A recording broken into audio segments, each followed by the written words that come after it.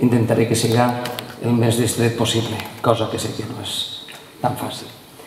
Vinc a parlar-vos una miqueta de la nostra comarca de la Plana, parlarem una miqueta d'història, dels nostres orígens, i també parlarem de llengua i la relació que té el valencià de la Plana en el valencià general. Què és el valencià general? Parlarem més avant, espero que tinc temps de parlar-ne. El valencià general és aquest dialecte o macrodialecte valencià en l'altre temps. Bé, en aquest mapa podeu veure només el que són els municipis de la Plana històrica, també podeu veure com era el repartiment poblacional en els orígens del repoblament del Regne de València. En roig podeu veure els municipis de majoria cristiana i podeu veure els de la Serra d'Espadà, que eren els municipis on vivien els valencians musulmans. Allà dalt diu 1609, que és la data d'expulsió dels sarraïns. En aquest moment, les viles de la Serra d'Espadà comencen a rebre població, sobretot, del maestrat. Precisament perquè, per exemple, municipis com la Vall d'Uixó van ser repoblats per persones del maestrat en el segle XVII, imaginem, podem saber que moltes de les característiques del valencià del nord no havien quallat encara en llenguatge popular. Molt segurament encara dient jo pense i encara devien parlar. Bé, podem continuar en el segon mapa. Molt bé, mireu, així he fet... Seria possible ampliar-lo una miqueta? Si pot ser. Si no, a veure si des de control... Gràcies, Àlex. Perfecte, mireu. En aquest mapa vos he ficat els cognoms més típics de cada municipi de la Plana i els hem intentat ficar allà en el poble on són més típics. I bé, la qüestió és que he estat pràcticament 2 mesos intentant dir alguna cosa que siga veritat i que no siga fantàstica sobre els orígens de les persones que habiten en aquesta comarca. I allò que he trobat és que en una anàlisi aproximada, vull insistir en això d'aproximat, perquè voler assegurar l'origen de les famílies és molt complicat, però allò que a mi, jo crec després d'haver vist tantes coses i llegit tant, és que el 40% de les famílies de la Plana en antiguitat procedien de la Catalunya occidental. Atenció, concretament de la Franja i especialment de la regió de Tortosa. Tortosa i també de la Terra Alta, vull dir, tota aquesta zona del sud de Catalunya. Crida molt l'atenció a la quantitat de persones, de la coincidència dels cognoms de la Plana, com dic, en la regió de Tortosa, cosa que explicaria, evidentment, el vincle històric especial que té el valencià, tot el valencià, en la regió de Tortosa. I després dic que el 60% restant són famílies, a parts iguals podríem dir que són nissagues de la Catalunya oriental. El Rosselló és molt important en el que és l'origen d'aquestes famílies. També Aragó i Navarra, tenim molts cognoms aragonesos i navarresos, i Occitània. La contribució occitana a la població de la Plana, la veritat és que és importantíssima. I us fique una dada i és el meu poble, per exemple, Molès, Capella, Bodí. Clar, quan jo de menut tinc família a Tàrrega i també a Vila-sana, a la província de Lleida, i sempre ens sorprenia que si nosaltres érem occidentals, com era possible aquella discordança en els cognoms típics occidentals. I és que no hem d'oblidar que al País Valencià la població, o sigui, la contribució occitana a la nostra població és molt important. Encara en tot això que he escrit, que evidentment no puc parlar de tot perquè se faria massa llarg, però vull ser he sigut un poc agosarat, vull dir, he fet afirmacions perquè m'agradaria molt estimular que la gent s'interessara i investigara, per exemple, el que és els orígens dels valencians i se valorara, com dic, aquesta contribució occitana que és importantíssima, especialment des de l'expulsió dels sarraïns. Eren persones que venien a treballar la terra hacia el País Valencià. Bé, podem passar, si voleu, al següent mapa. Ui, em penso que caldrà fer-lo més xicotet. Bé, mireu, en aquest mapa, fantàstic, mireu, en aquest mapa podeu veure el que és la pronúncia de les sibilants, casa i fetge. Ja sabeu que si a la Plana predomina la pronúncia sonora, casa, fetge, però curiosament, als municipis d'Onda, de Betxí, així on estem, i també els poblets que hi ha dalt d'Onda, dirien fetge, però diuen casa. Per tant, no hi ha ensordiment total. Segons allò que jo penso, i pensa també Jordi Colomina, el que és allò que en diem apitxat, això de l'ensordiment de les sibilants, casa, fetge, tindria aquest estadi primer, aquest estadi parcial, que primer s'ensorderia en fetge i només en acabant l'alveolar de casa. No seria absolutament, no ha de ser una cosa simultània. El cas és que, com veu, tenim aquesta zona d'ensordiment parcial i al sud podeu veure ja el municipi d'Almenara i de la Llosa, que ensordeixen com el Valencià Central, i el municipi de Xilxes, que va en camí de fer-ho. Els ancians diuen casa, diuen fetge, però els majors, perdoneu, els jovens ja diuen casa i fetge.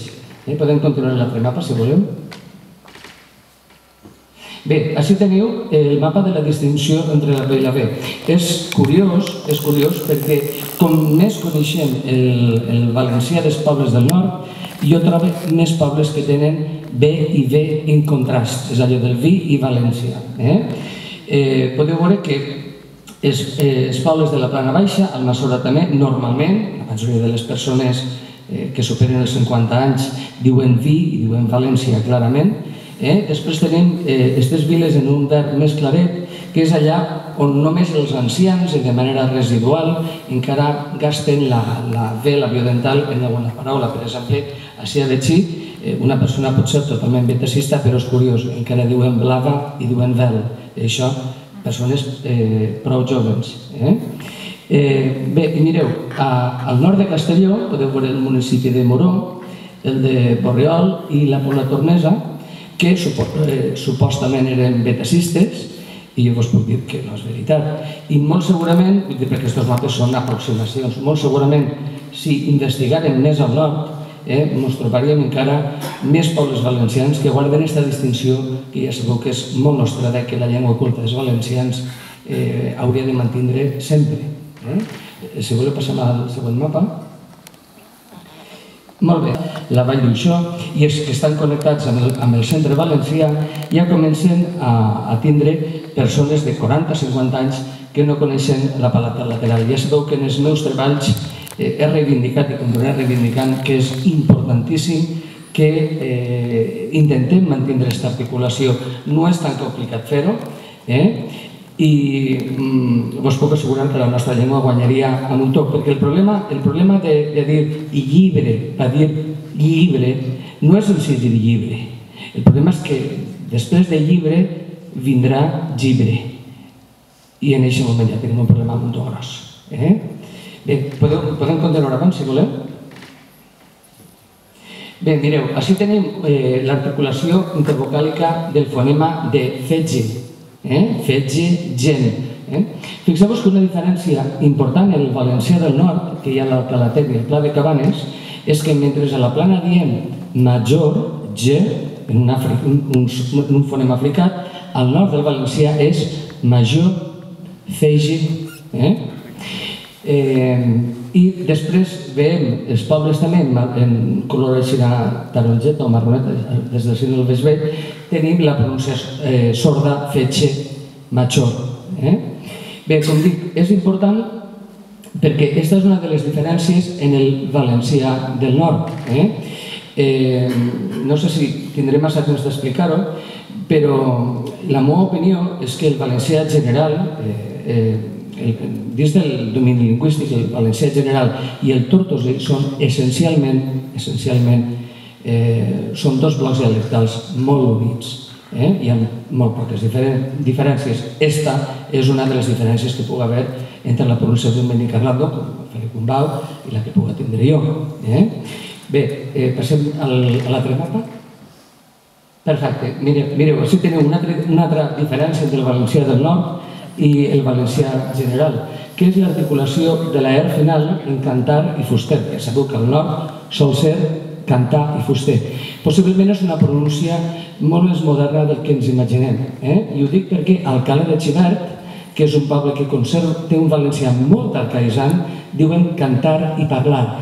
I fins i tot sabem que a principis del segle XX, crec que va ser en les enquestes que feien al Covert a Vinaròs, encara va trobar algun cas de cantar. Això vol dir que aquesta pronúncia cantar i parlar, que possiblement ja estaria en el parlar de molts pobles, però és molt més moderna del que s'imagina. Bé, la cosa és, actualment en la Plana diem cantar i diem fuster, com en el valencià general, però és veritat que diem cantar, però diem cantate. Per tant, quan hi ha un pronom darrere, ixa sol endurir-se. No és una cosa única de la Plana, també pràcticament des de la comarca de la Marina fins al riu Segura també diuen cantar i cantate, hi ha aquesta dualitat. Podem passar a l'altre mapa. Bé, tenim així un altre fenomen que s'escampa pel valencià i és un fenomen molt genuí del valencià, és un fenomen que no pot estar exclòs de la llengua culta, que és l'harmonització de la A final a la O tònica. Per exemple, així a la Plana, al centre de la comarca, els pobles d'Almassora, parcialment Vila-real, les Alqueries, Borriana, per a dir, a mi me costa dir-ho sense harmonia, per a dir oca, diem oco i diem porto. Actualment, aquesta és la pronúncia de la majoria dels valencians. I vos puc dir que és una cosa que s'estén, això és un bon senyal, és un senyal que la nostra llengua té autonomia, que és capaç de generar innovacions lingüístiques i que aquestes innovacions lingüístiques s'estenen. Per exemple, ahir mateix sentia parlar una xica i feia l'harmonia vocàlica i no tenia... I li dic, tu eres de... Soc de Sagunt, del poble. I dius porta. Evidentment, hi ha un procés d'extensió d'aquest tret que, com dic, està associat al valencià general. Acabarem per altre, a veure si passem ja a l'altre, si tenim poc de temps.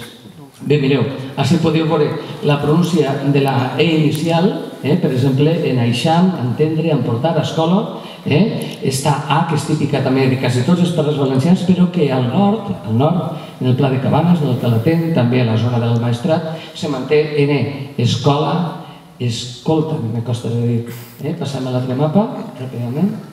Bé, mireu, així teniu la pronúncia de 12, 13 i 16, pareix que sigui una explosió de colors. Entre les pronúncies, per exemple, en groc tenim una pronúncia molt típica de la Plana, també de Peníscola, del Camp d'Elx, que és 13, 12. Jo no sé dir-ho exactament, però és així com ho diuen ells. Al nord sol predominar una pronúncia palatal, 12 i 13.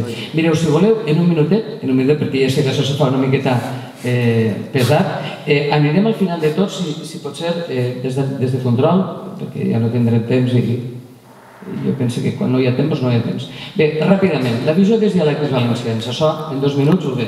Comencem per estar molt bé.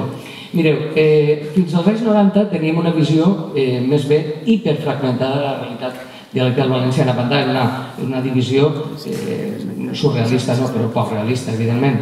Ficar dins del mateix bloc dialectal la Plana amb Morella i Vinaròs no tenia massa sentit. Ahí podeu veure aquesta visió hiperfragmentada del valencià. Si passem al mapa que hi ha més avant, molt bé.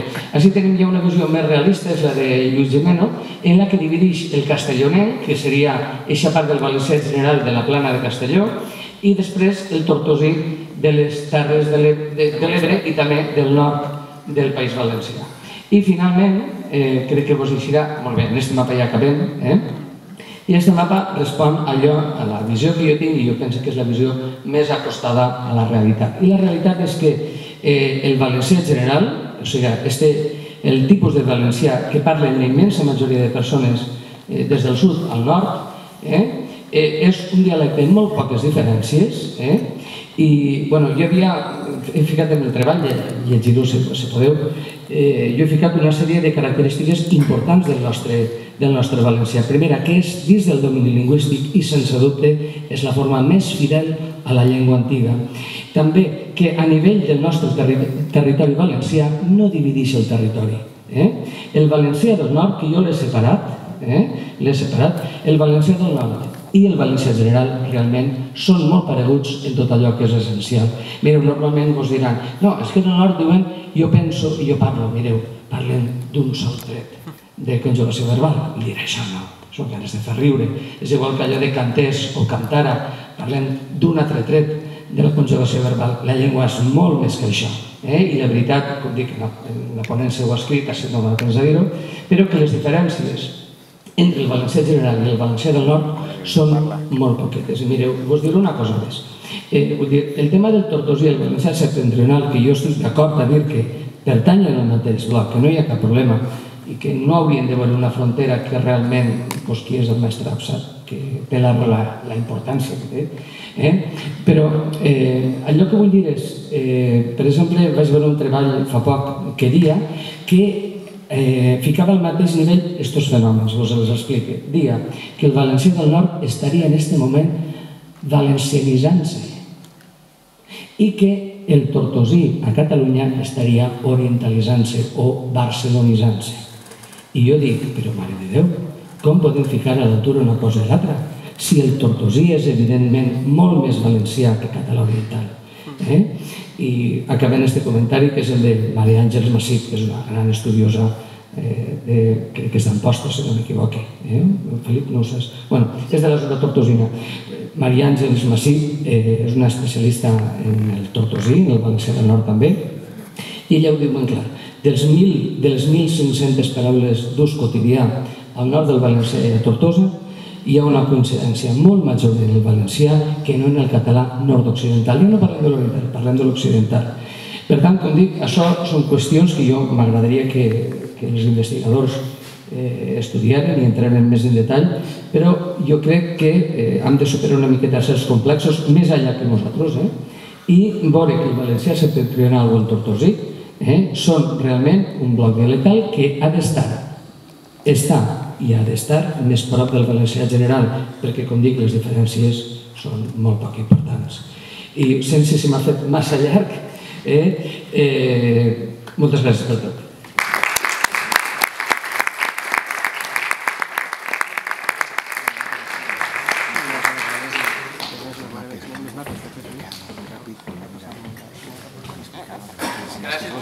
Gràcies,